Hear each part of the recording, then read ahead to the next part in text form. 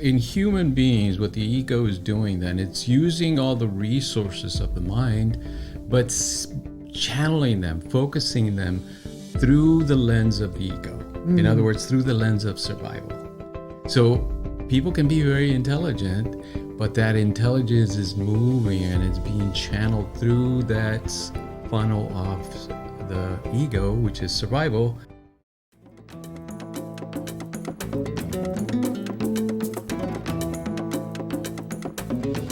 Hello, welcome to yet another episode of Soul Sessions with Creative Mind. I am Deborah Burnt-Maldonado, and I'm here with Dr. Rob Maldonado. Great to be here. And we have a new series, and the series is called The Psychology of Transformation. So many people that do personal development, maybe you, are interested in transformation. How do I change my life? How do I change the circumstances of my life? How do I be more peaceful and calm in my body, my mind, my soul? What is life about? And we're looking for that transformation because things aren't working in our life. Certain things aren't working, and we want to make sure they align with what we really want. And so that's the theme. And many times we have a misunderstanding of what it takes to transform, what it means to transform. So, but before we start with our topic today, which is the ego, I wanted to ask you to please subscribe to us. Push that button in the corner if you're watching us on YouTube. If you are listening to us on one of the podcast services, subscribe to our channel. Be sure to leave a comment and a review. We'd love those, and love to hear your feedback and what you want to learn more about. And so we hope to see you in every episode. So Today we'll talk about the ego, and the question we're trying to answer is the ego really evil? Yeah, before we get going, I'd like to give a shout out to all our new students. Well, all our students really, because everyone is really doing incredible work. They're being very brave in facing their shadow and doing that self-inquiry work, which is challenging to say the least. So I'd like to dedicate this podcast to them. The ego podcast.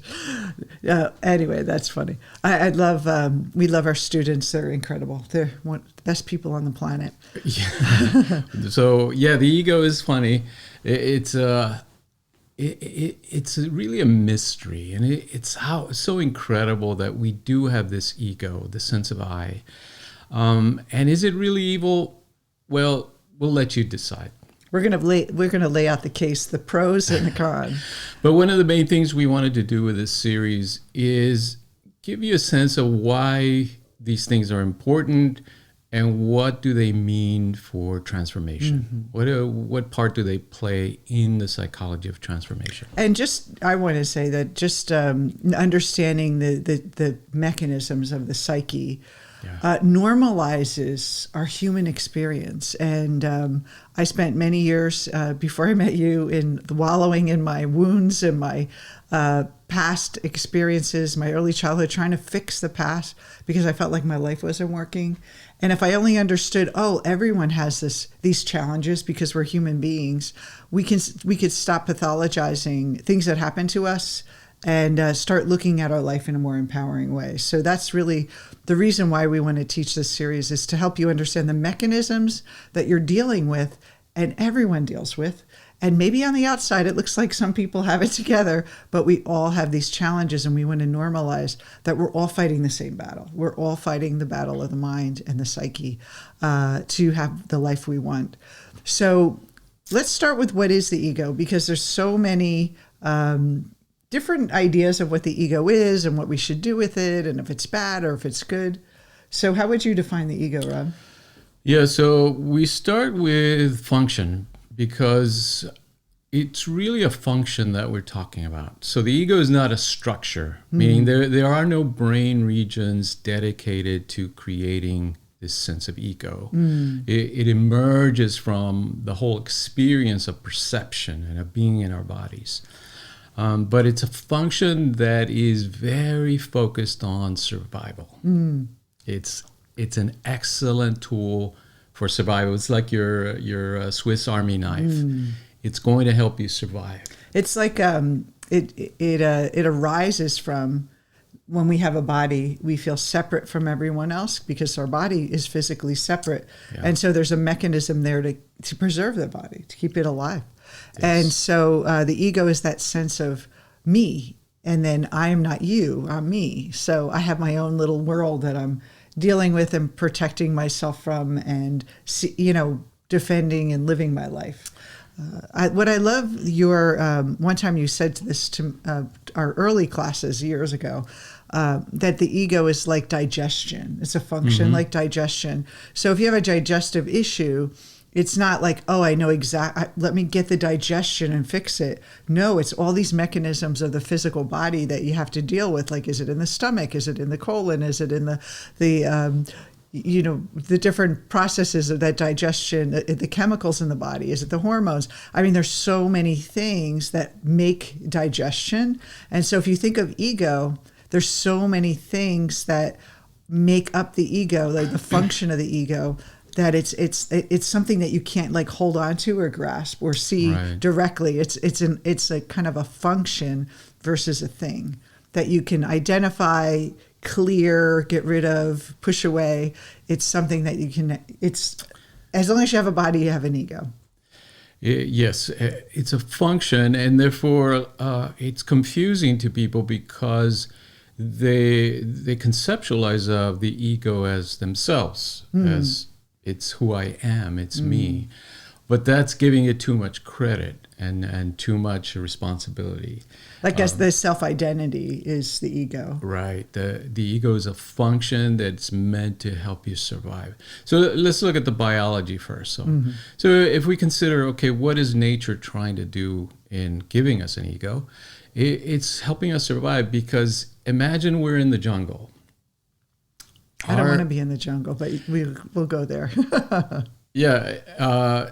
You have to find food. You have to find shelter. You have to take care of yourself. And the ego is very focused on problem solving. So immediately the ego, it's in its wheelhouse. Survival, it's its specialty. And it just says, let's solve this problem. Let's find some water. Let's find you some food. Let's make sure your body is comfortable and so you can sleep and survive. Do you think that there's a natural sense of instinct that comes in when say you get lost in the woods?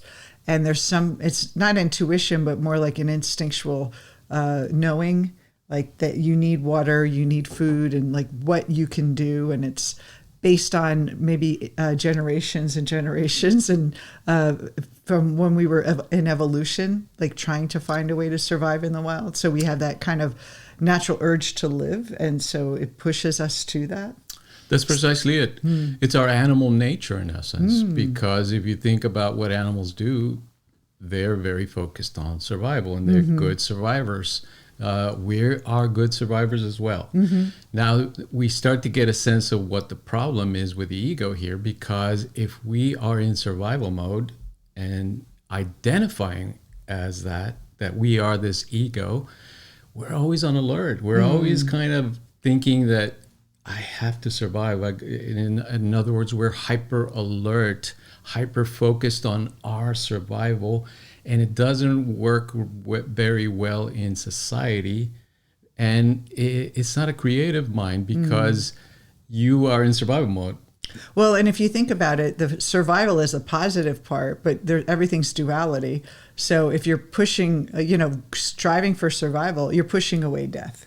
You're pushing away pain, suffering, and death. And so that's what the ego's job is, to move toward pleasure, survival, and push away pain and death, which is a good mechanism if you want to live. It's like you're in your body. Very good quality to have. You've been reading Freud, right? The pleasure principle. Yeah. The ego moves towards pleasure, moves us towards pleasure and away from pain. And so you see it's a simple mechanism that works really well for survival. If the fire is hot, you move away.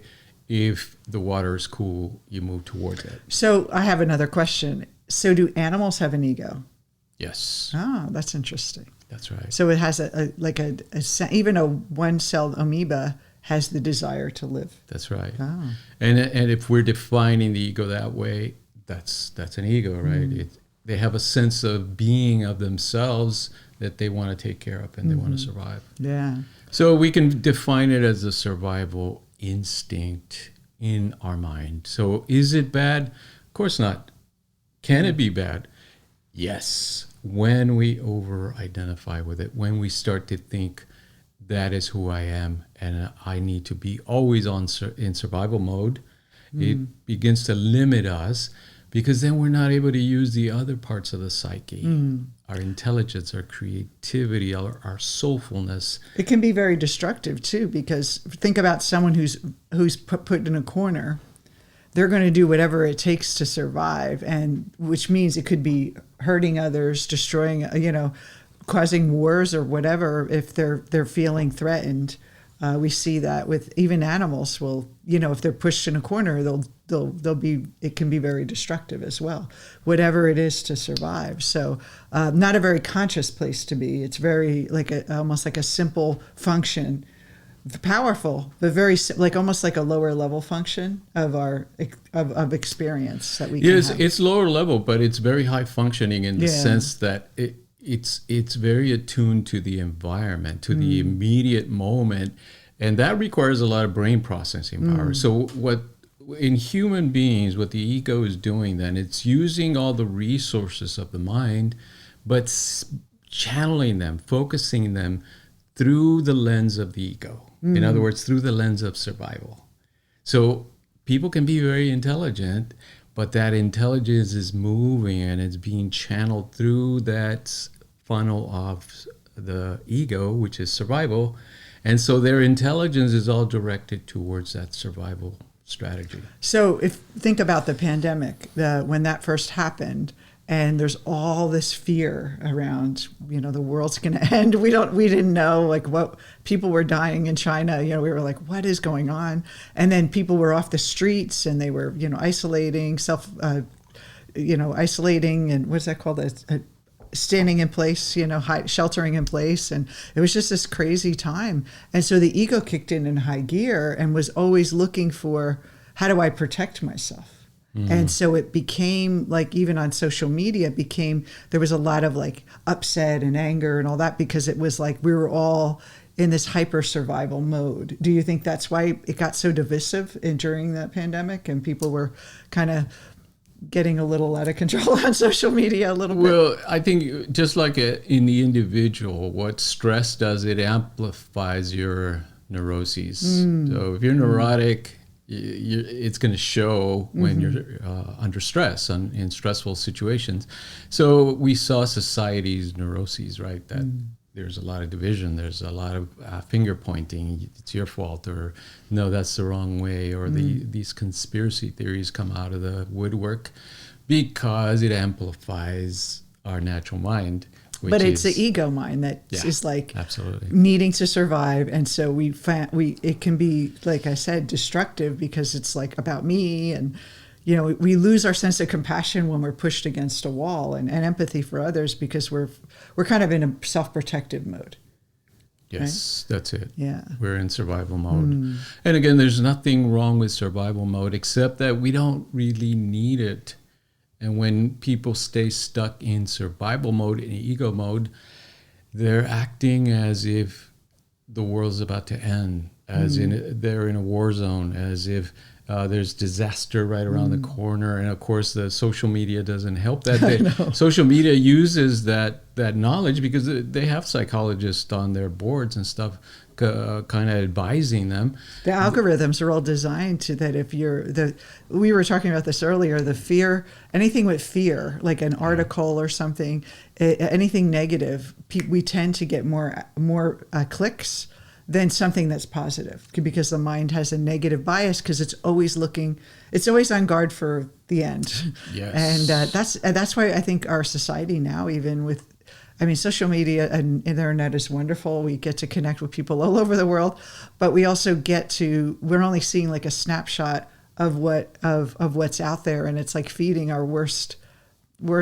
darkest, not darkest, but like our kind of fears in a way that Well, we tend it's to feeding our ego essentially. The ego's operating in natural mode, survival, and if you understand that principle, then you can design algorithms that feed the ego, right? That hook it into, oh, I need to stay alert and I need to kind of stay in touch, and therefore I need to be watching CNN or Fox News continuously so I know how to survive. You're in survival mode. So this other function of the ego, it starts to give us a sense of I. So it's a little bit higher functioning besides the survival element. Of course, it's still ego function, but we start to get this sense of myself, right? I hear a little voice in my head that's kind of... It's my voice. It's my thoughts. Right? Yeah. My feelings. And it's continuously telling me, monitoring the environment for me and telling me if I'm safe, right? If I'm and if people doing like okay. me. People like me, exactly. Yeah. People think I'm smart. People accept me. Yeah. And then, so that's the function of the ego, is to kind of scan the room and scan conversations and feel like if I'm accepted or not. If I'm going to lose something, almost like on guard, that you're going to be abandoned, or if that other person doesn't respond in a certain way. And then we end up always focusing on, I remember when we did live events back in the day before the pandemic, we'll be doing them again. But I remember we would get like all these like positive feedback after the event. And there would be one person who would say something negative or say something like, oh, this might be better. And I would obsess over that one person versus all the positive, because that's the way the mind works. It's like always looking. And so then we end up in relationships focusing on the negative, focusing on what's not working, focusing on, why we're not accepted, or taking one little piece and magnifying it. And that's a function of the ego. It's like making sure that nothing gets, like ignored almost, right? Like it's like always looking, making sure I don't miss a piece, because I may be abandoned and left alone, and which ends up making us not want to be alone in the woods without a family or without a tribe. Yeah, so survival is the primary function. Secondary function is this social adaptation that you're describing. Social adaptation, again, is there anything wrong with this? Of course not. We want to adapt to our social environment. It is for human beings like our jungle. We no longer live in the jungle surrounded by animals. Now we live in society surrounded by other human beings who have very powerful egos as well. So the water and the food, water, and shelter is now people liking us, people admiring us, people accepting us, people being friendly to us, feeling safe emotionally with people. That's all. It's like like you said, our jungle. That's a really good way to think about it. Yes, and then the social electronic component of it, these computers and the internet is an extension of our nervous system. And so now we're creating these virtual realities for ourselves, but it's the same mechanism. It's our ego trying to adapt to social circumstances through these amplifications that the internet gives us. But and the ego always makes a bigger deal out of it. It magnifies all the issues almost in a, like it doesn't look at things as they are. It like makes everything bigger. And I think that's the function of the survival piece and the social adaptation, is that it has to make it big, like a big deal all the time. Well, it feels big because we're the center of it. The I, of course, is the one that is experiencing all these things. Therefore, when you focus on that I and you're operating from that sense of I, you are the center of the action. Everything is in relationship to you. So it feels huge to us, and it feels like everyone is looking at us and everything is happening from my point of view. Well, I feel like and we talk with our clients about this all the time. I think every woman, maybe, and I think some men, but mostly women, we're raised to be nice, and we tend to have a harder time with boundaries, and then that kind of feeling that saying no, and then feeling that someone's not happy with us because we said no, because we drew a boundary. It's so uncomfortable, and it feels like you're going to die. That person is upset with me, and it really is this. It's the ego kicking in. It's not some kind of dysfunction. It's actually your ego just in hyper alert, going, wait, we got to make everyone, like us, because we're going to die if everyone leaves us, and it magnifies it. Now, some people, if you have a pattern in a past history of being abandoned, it's even bigger. But all of us have that feeling, like we want people to like us, and so the ego makes it. Oh, that person didn't. I left a message for my friend Mary, and she hasn't called me back yet. I think she's mad. And the ego starts spinning and kind of going back in the past and trying to connect the dots. Like, why could she be mad? Maybe she's mad about this, and you're just obsessing about it. And then she calls you and says, oh, I was busy. All that work the ego does just for survival. And it becomes a very noisy life and distracting life. Yes. Yeah, but it's more social survival or social adaptation. Yeah. Its function is designed to help us fit in. Mm-hmm. Now, this makes sense from an evolutionary perspective, because if you think of us evolving in small groups, hunter-gatherers, right, moving through savannas and jungles, it was important to fit into the tribe, and that people liked you and took care of you, and you took care of them. If you didn't have that quality, people rejected you, or you were obnoxious for some reason, and they would leave you behind, and you would not survive on your own. And so that function is deeply ingrained in us. That's why you see it, that, these kids that are growing up with the internet, with social media, it's so important for them to fit in, to be accepted, and they feel like, oh, man, it's the end of my world if people reject me. Or if I post something and no one likes it. Oh, I'm so glad. I was so insecure in high school. Like, I'm so glad they didn't have social media back then. Oh my God, I don't know how I would survive it. It's so, the kids today have such a challenge. Absolutely.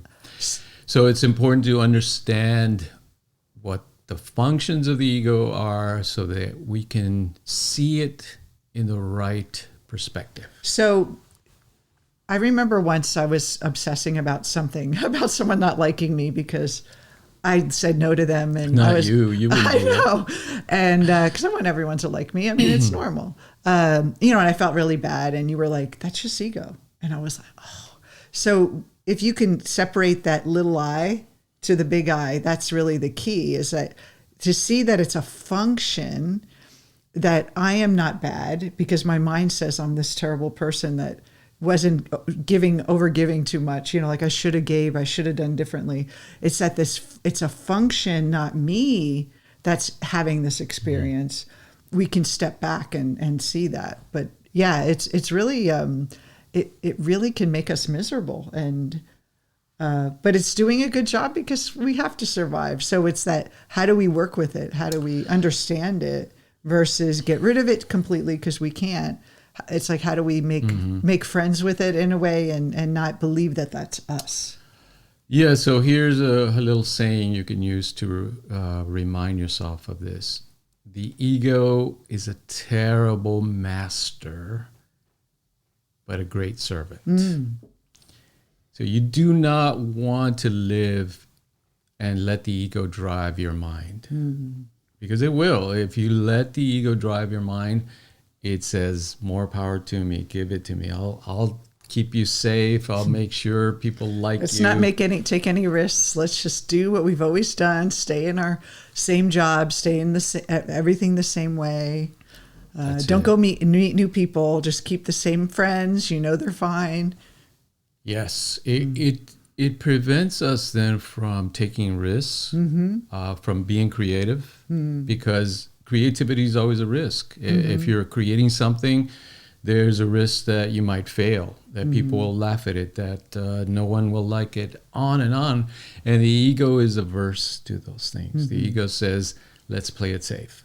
Let's do what we know works and repeat that. And so people will stay in their cubicles for 50 years. I didn't say 50, but I stayed for a long time. We all I was did, so right? afraid to leave. Or people stay in a marriage that doesn't work because they think it's death if I leave. It's death if, I know what I know. Like the devil you know is better than the devil you don't know, they say. For the ego, yes. Yes. Yes. And then also too, like even meeting new people and, having new experiences, starting a business, putting yourself out there on social if you're starting like a coaching business, all that's terrifying to the ego because the ego said, wait a minute, I have no idea how people are going to respond and I'd rather not go at all. And it's like back in the day when we were tribal, going to a new tribe, we had no idea if they were going to be friendly or terrorizing us. So we would be very careful. Like maybe we should just stay away from them. I don't know if we should trade with them. Like it was very scary for the ego to invite people in to the tribe. So think about it now, like how it limits us. Like you said, no creativity, not taking risks. Being defensive in relationships and guarded, so you never get to have true intimacy romantically. Right? And the tribalism that you mentioned, we see it kind of blown up all around the world because of social media and because these algorithms are feeding and amplifying this ego mind. And again, there's nothing wrong with it except that it's creating a lot of misunderstanding amongst people because people typically don't understand that it's their ego they're experiencing. They think it's just the way it is. I'm simply reacting to reality. But it's not an absolute reality, again, because each one of us has our own eye perspective. We're seeing things from our own limited self perception. And isn't that why people are only drawn to the news or the stories that they align with their belief system? Because the ego, that's what it's uncomfortable for someone to see another side of the story. Yes. And that's why there's so much. So who benefits? The politicians do, the social media companies, on and on. So buyers beware. Buyers beware.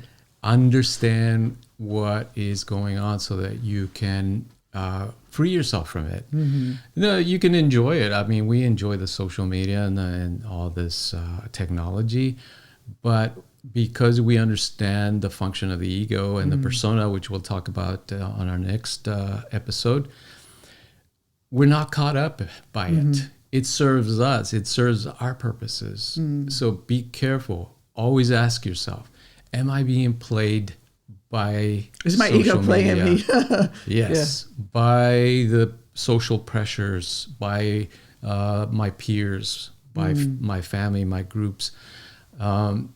Again, there's nothing wrong with these elements if they are working for you, if you are in control of your own mind. Well, I think what you're really saying is that until you make the unconscious conscious, like we're unconsciously being driven by the ego. We think we're making rational, logical choices, but there's this deep unconscious force that the ego's operating on, has all our past experience and generational experience and cultural experience and absorbing all that. And it's like using all that data to react. And we think we're going, yeah, I meant to do that. Or yeah, that makes a lot of sense.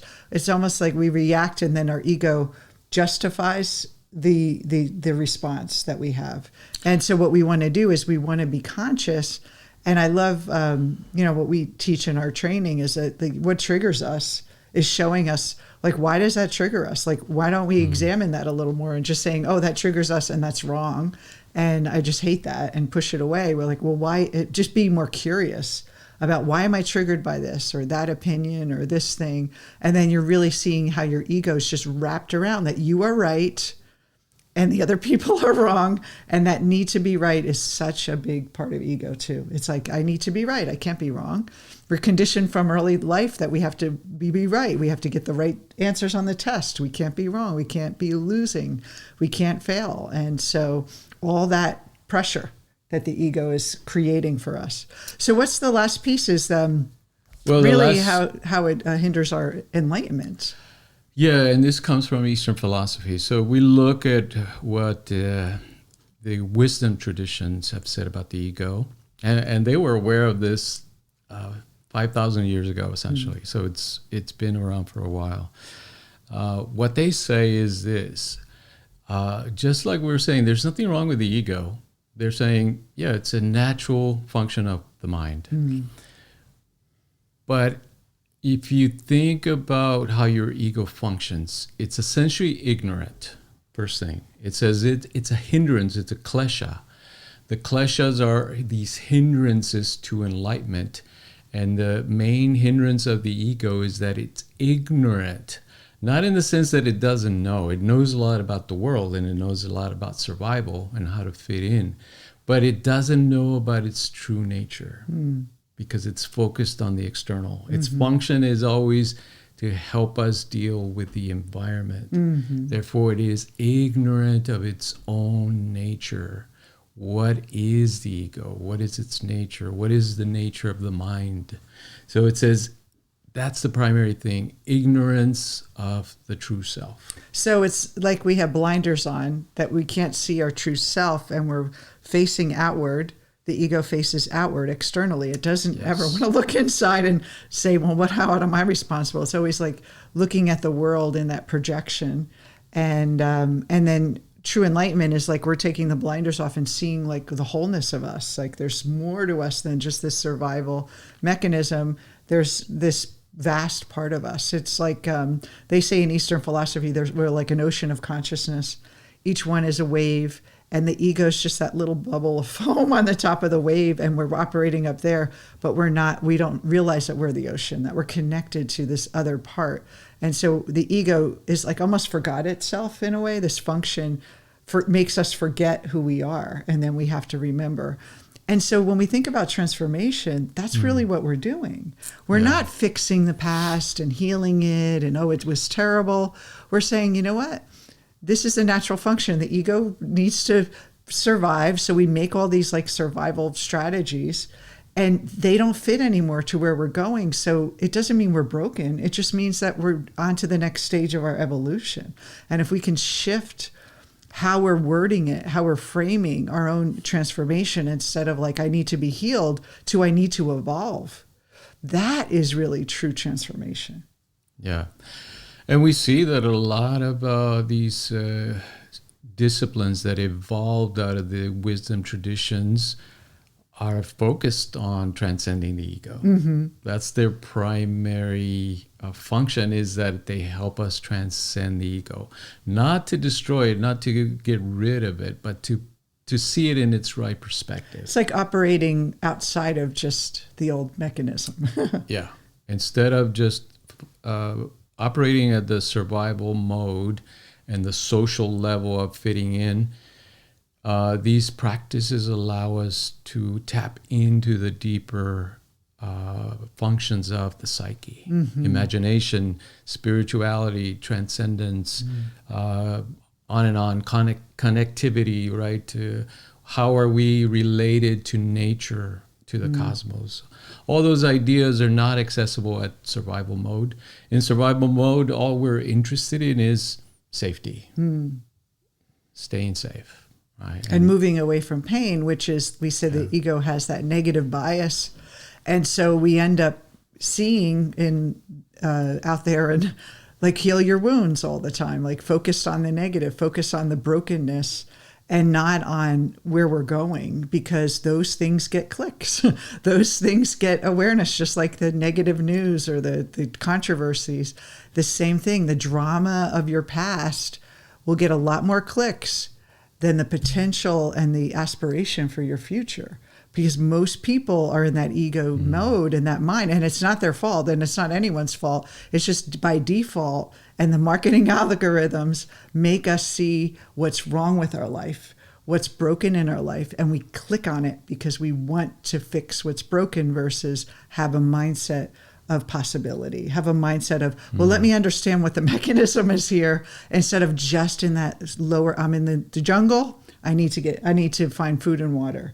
I mean, that's really the level that a lot of people wanted. I was when I first started. It was just like, I need to fix my past. Oh, I'm wounded. I have father issues. Let me work on that. And then I got all caught up in it. It's like survival mode of my own personal growth. And it felt really adverse to what I was hearing about. I'm pure potential, but I'm wounded. And it just kind of conflicted. Yeah. So we invite you to ask this question of yourself. Am I in ego mode? And certainly if you're anxious, if you're hyper alert, if you're not comfortable in your body and in society, all those are signs that you're in ego mode. And again, there's nothing wrong with it. We don't want you to think that you're doing something wrong or that there's something wrong with your mind. It's totally natural. But you want to become aware so that you can start to transcend it. You can get on that path of transcendence. And so why do we train people in this model? Why is the ego so important as part of our training and part of our work? Yes, because if we don't understand how the mind works, then we cannot work with it. Just like, a mechanic needs to understand how an engine works. A doctor needs to understand how the body works, etc. We need to understand how our minds work if we want to change, if we want to transform our minds. But the ego itself is so critical because it's very tricky. It will use any type of spirit, like a lot of people talk about spiritual bypassing. It will use your spiritual words to make it seem like you're on the right path, and use that, kind of focusing on the wounds and all that to make you feel like you're doing something spiritual, because that's how the ego is thinking. And again, it's not your fault. It's just like when it's left on autopilot, you'll naturally fall into that groove. And then we think that's just the way it is. And that's why we stay stuck for so long, because we are trying to change our life from the level of ego. And you can't change your life on the level of ego. You have to transcend the ego to change your life. And we need to understand the ego, so then we know how to transcend it. But if we don't even understand what the ego is, we're caught up in it. And I think that's the most important lesson I've learned through all my years, is to recognize when my ego is interfering in my decision making and in my life and my emotions and all those things. It's like, oh, that's the ego. It's instant shift. But it takes time to really catch it, because it's not solid that you can pick it up and move it. It's a function. So it sneaks up on you, and you have to, the more you work with it and understand it, the more power you have. Yeah, we may have to do a part 2 of the ego. I know, it's so juicy. But we'll talk about the persona next week. And the persona is really where the ego, where you say the pedal hits the metal or the rubber hits the road, is really, we can see the ego in action through the persona. Yeah. So we'll see you next week. Again, don't forget to subscribe on the channel here. Push the button in the corner. And if you're listening to us on any of the podcast services, we appreciate you subscribing to our channel and listening to us every week. And we'll see you next week on Soul Sessions.